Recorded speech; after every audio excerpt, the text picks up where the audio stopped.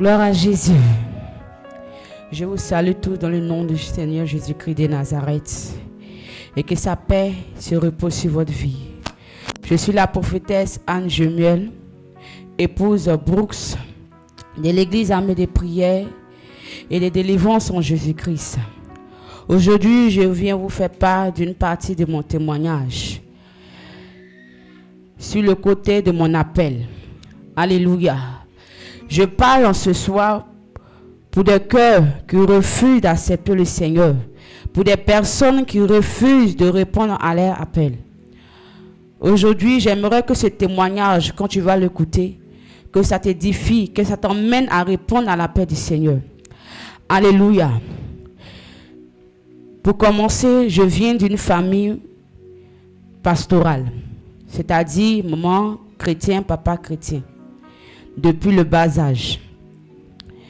Et j'ai connu le Seigneur depuis le bas âge, comme je le dis. Étant dans la famille, en partant à l'église, tout et tout. Et arrivé à l'âge où le Seigneur m'appelle maintenant à répondre à son appel. Parce qu'il y a un certain temps, quand tu es enfant, le Seigneur permet que tes parents te éduquent. Mais quand l'appel, le sceau du Seigneur est sur toi, quand tu es un vase, quand tu es appelé en plein temps, tu dois répondre quand le temps arrive. Alléluia. Moi, comme j'ai dit une partie de mon témoignage, l'année suis passée 2023 à 2024. J'étais en famille, bien avant que je ne me marie. J'étais en famille. Et l'homme avec qui je suis aujourd'hui, par la grâce de Dieu, le prophète Bruce, mon mari, on s'est connus depuis 2017. Et il y a eu des temps. Mais l'année passée, quand nous avons adhéré, c'est-à-dire nous avons adhéré à l'APD, c'est là maintenant le Seigneur va commencer à m'enseigner, à me parler pour son œuvre. Le début, j'acceptais. Les parents ne voulaient pas de travailler. Et moi, en tout cas, vraiment, c'était le début de ma délivrance. Donc, le zèle était tellement là que je refusais, je m'entêtais. En tout cas, je prenais le chemin du Seigneur pour son appel. Et l'année passée, en 2024, l'année 2023 pour rentrer dans l'année 2024, c'est-à-dire dans le mois de décembre. Dans le mois de décembre 2023, tout a vraiment basculé. Tellement que les parents me poursuivaient à travailler. Il faut travailler, il faut chercher un travail. Demain, là, si tu n'es pas dans ton foyer, garçon ne peut pas te respecter. Aujourd'hui, les hommes, ils cherchent quelqu'un qui travaille, ils cherchent quelqu'un qui sont bien placés. Alléluia. Vraiment pour me troubler l'esprit, pour m'emmener à me rebeller, pour dire oui c'est vrai, attends je vais travailler. Et en plus de ça, au fait il faisait cela, mais le diable avait sa main aussi dedans. Et mon cœur a commencé à céder un peu. J'étais à la délivrance, c'est-à-dire commando. Je priais, mais les parents ne voulaient pas. C'est-à-dire quand les serviteurs de Dieu, comme il y a les prophéties, comme il y a les révélations, eux-mêmes, ils voient que c'est vrai. On te donne une révélation claire pour dire que ton enfant, tes enfants sont les serviteurs de Dieu. Toi-même, tu vois. Tu entends, le Seigneur se révèle à toi. Mais mes parents ne voulaient pas. Ma maman ne voulait pas de travailler. Parce que quoi? Elle dit dans sa jeunesse, elle n'a pas pu aller à l'école. Donc nous, elle nous a mis à l'école. Il faut qu'on travaille pour qu'elle mange. Pour qu'elle puisse se réjouir. Mais est-ce que le plan de Dieu est ton plan? Est-ce que ce que le Seigneur veut pour tes enfants? Est-ce que c'est ce que toi tu veux? Alléluia. Vraiment, c'était un poids sur moi. Un fardeau. C'était une croix. Et en décembre 2023, j'ai laissé la voix du Seigneur. Je partais à l'église, mais je me donnais plus dans la prière, je me donnais plus dans l'œuvre du Seigneur. Je commençais maintenant à me soucier, à chercher aussi un travail. Parce que ma maman doit manger, je dois nourrir ma famille. Elle a pris soin de moi, elle a payé mes choses quand j'étais petite. Elle doit aussi jouir de mon argent. Alléluia. Et pendant ce temps, il y a une maman dans l'église. Le Seigneur s'est révélé à elle. Elle a dit comme ça, le Seigneur dit, oui, honore tes parents, mais il faut l'aimer plus que tout. Alléluia. Cette parole, cette révélation m'a choquée. J'ai commencé à réfléchir. Le Seigneur dit d'honorer mes parents, mais de l'aimer plus que tout. Et c'est vrai, la Bible me déclare, tu aimeras l'Éternel de tout ton cœur, de toute ton âme, de tout ton esprit, de toute ta pensée. Alléluia. Tellement que je voulais faire plaisir à mes parents, j'ai abandonné l'amour de Dieu. Et dans ce mois de décembre là, une migraine m'avait pris. Cette migraine, en tout cas, je ne la comprenais pas. Ça me prenait de la nuque au front. On est parti à l'hôpital. Rien.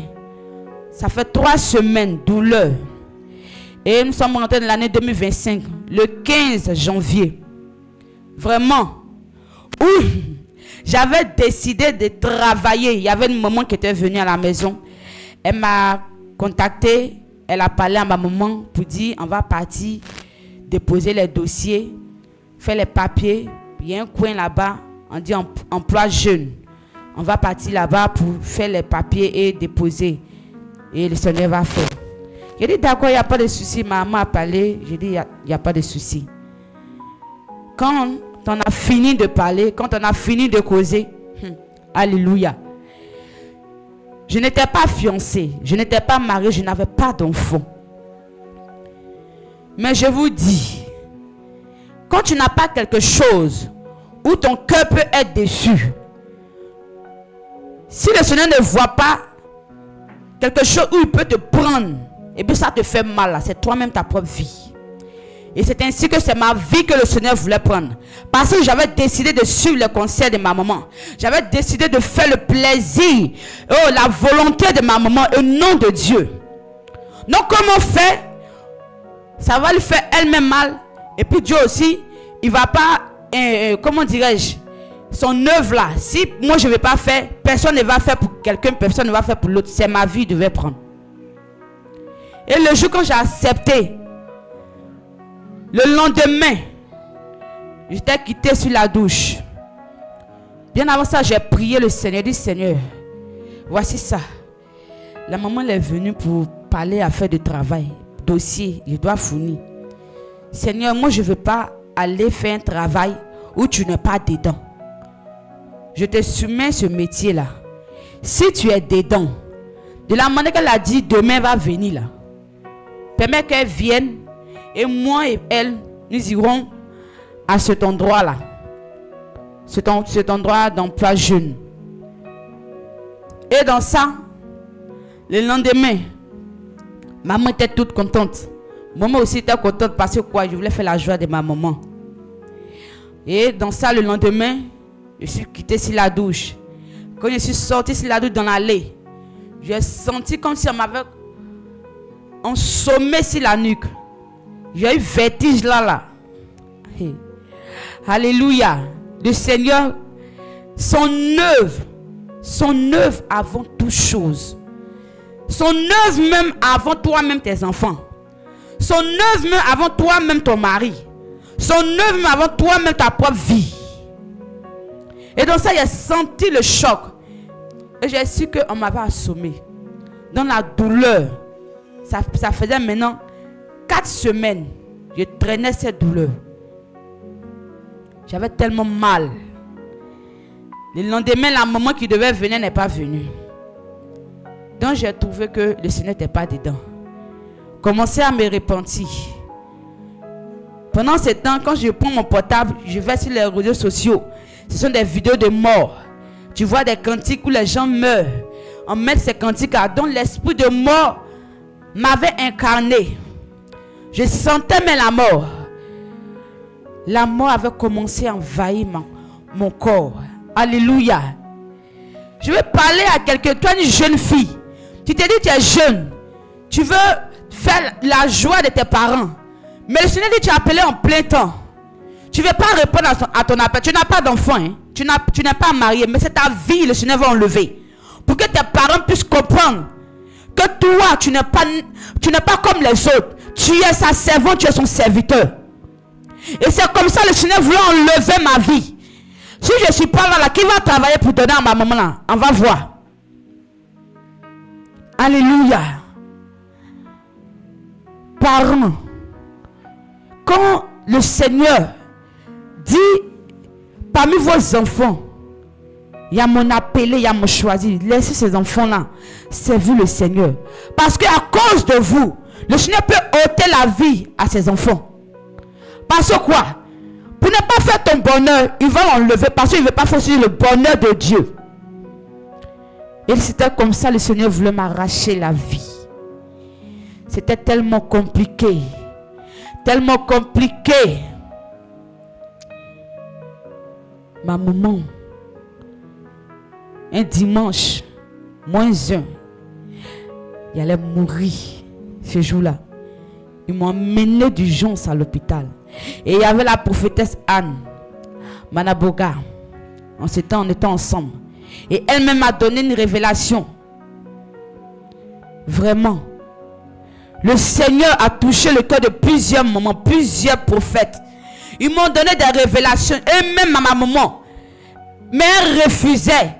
Donc, j'ai trouvé bon si ma maman ne veut pas que je serve le Seigneur. C'est mieux. Parce que je veux servir le Seigneur, veut pas. Le Seigneur n'a pas ma vie. Mais ce n'était pas le plan de Dieu pour moi. Et quand nous sommes quittés à l'hôpital, étant à l'hôpital, c'était trouvé que si je restais cette nuit là-bas, j'allais y passer. Donc par la prophétesse Anne Manaboga, quand elle est partie là-bas, elle était avec moi. Et elle a dit, ah maman, on doit ramener Jemuel à la maison. Et si elle reste là, parce que je vois des entités qui viennent comme ça pour l'attaquer. Si elle reste là cette nuit, elle ne pourra pas. Donc ramenons-la à la maison. Et c'est ainsi, nous sommes retournés plutôt le même dimanche. Et étant là-bas, par les prières, par les supplications, demander pardon à Dieu. Ma maman, elle dit, bon, si c'est l'œuvre de Dieu, il est laissé.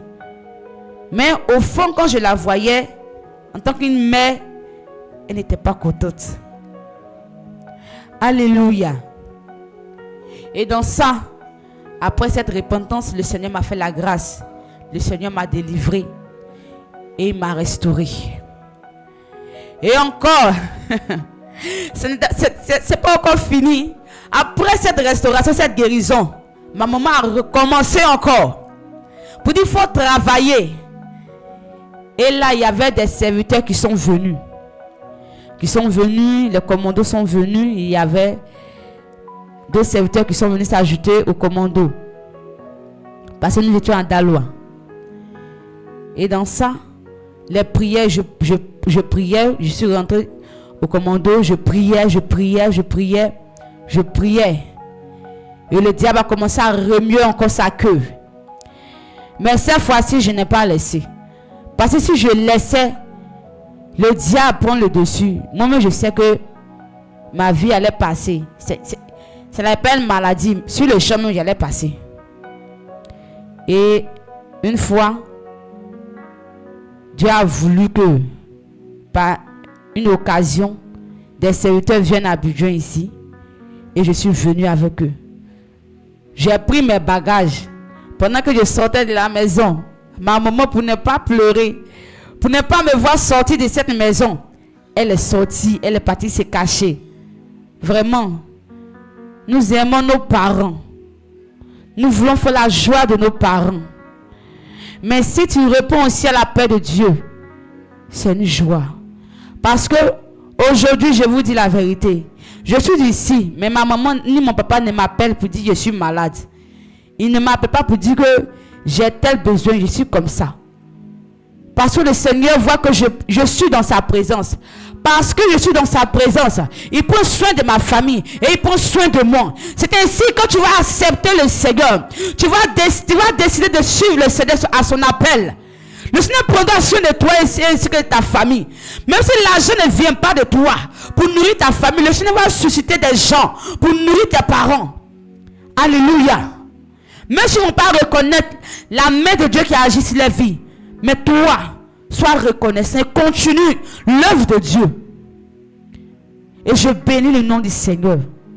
Parce qu'aujourd'hui, pendant que même je venais à Daloa, le Seigneur s'était révélé à Abidjan, plutôt, excusez-moi, quand je venais sur Abidjan, le Seigneur m'a révélé que on songe, par le biais d'un serviteur de Dieu, un prophète, on songe que quand tu vas venir, ils vont faire ta consécration 2 fois. Mais si quelqu'un veut s'opposer, cette personne se croisera sur mon chemin. Alléluia. Il dit, c'est de que ta volonté soit faite. Où je m'en vais là. Je te confie ma vie. Je te dédie ma vie. Fais de ce que tu veux de ma vie. Parce que je n'ai plus personne. C'est toi seul que Seigneur je suis. Et le Seigneur m'a accompagné ici avec les serviteurs de Dieu. Nous sommes venus. Et je suis rentré au commando. La formation. Nous avons prié. On prie toujours comme on le fait. Et dans ça, la consécration est arrivée. Moi-même, je savais que j'allais consacrer. Mais je ne mettais pas la tête dessus. Parce que quoi? Faut pas...